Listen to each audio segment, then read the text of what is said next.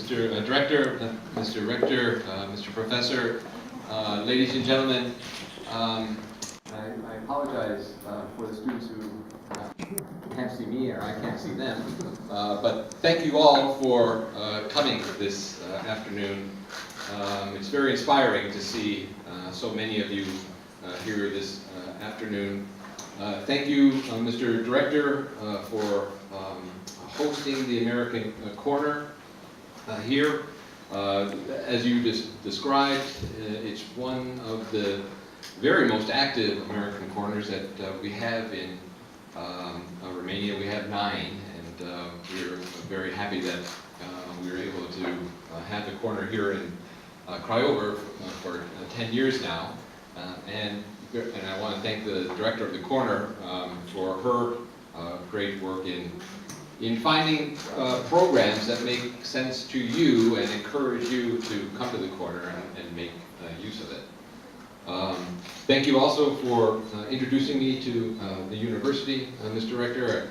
I very much look forward to having an opportunity to visiting the university directly and meeting your students. The University of Craiova is well known as being one of the very best in Romania. And thank you, Mr. Professor, for explaining the INCESA program. I had frankly no knowledge of it before this afternoon, but based on what I learned from participants in the program and your description, it seems like it's contributing very much to the development of automotive technologies and the understanding of those technologies by Romanian students and engineers. And thank you for all of the very supportive comments that each of you have made about the contribution of Ford Motor Company to the economic life of Craiova and Dolj County and the Oltenia region. Ford is actually the largest American company with a presence in Romania. I am here because of a conference that the company is co-sponsoring with the Ministry of Transportation tomorrow. And I'm very proud of the contribution that Ford is making, again, to the economy of Romania, but especially to the economy here in Oltenia, and the positive role, as you described, that it's making beyond simply the manufacturing of engines and automobiles, but actually trying to contribute to the further social and economic development of the people of Craiova and this region. You know, just 4 months ago, I was with your Prime Minister Cholos, in Dearborn, Michigan, at the headquarters of Ford Motor Company, where your Prime Minister had the opportunity to meet with the Chief Executive Officer, the CEO of Ford Motor Company, to discuss the possible future expansion of Ford's manufacturing here in Romania.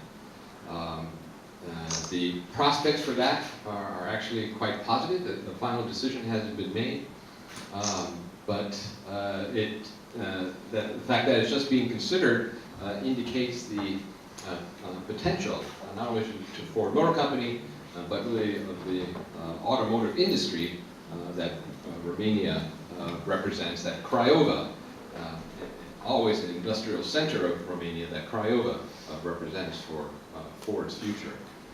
One of the things that the Prime Minister spoke to the CEO of Ford about was perhaps expanding Ford's research and development work in Romania. The Prime Minister and I had the opportunity to visit Ford's global center of R&D, and one of the projects that Ford is undertaking there is the development of a driverless car. It's not just Apple that's engaged in that work. Many of the traditional automobile manufacturers are as well. So just with that introduction and my connection to forward to Craiova and for just to describe the reason why I'm here today. Thank you for this opportunity. Now, to answer your question, how far can an immigrant go in the United States? Within the government, in the private sector, there's a lot of examples. Within the government, let me use myself as an example. My parents immigrated from Germany to the United States when they were 25 years old. And I was born in the U.S., and so actually was an American citizen before they were. And here I am, standing in front of you as the U.S. ambassador to Romania. So that I'm the first generation American within my family. And I had the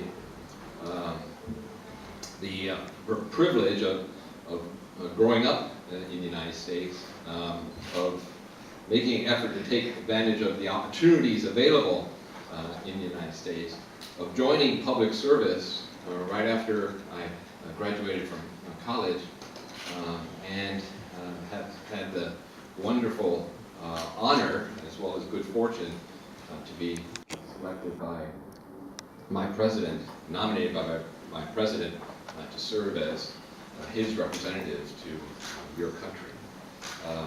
I'm trying to think now who the most senior immigrant is in the U.S. government.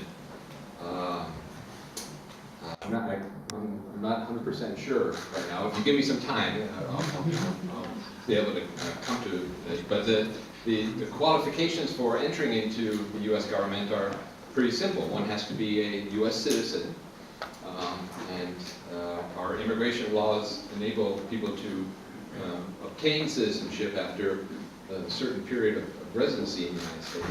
And then one has to be hardworking, intelligent, creative, and able to succeed. But an immigrant can do that.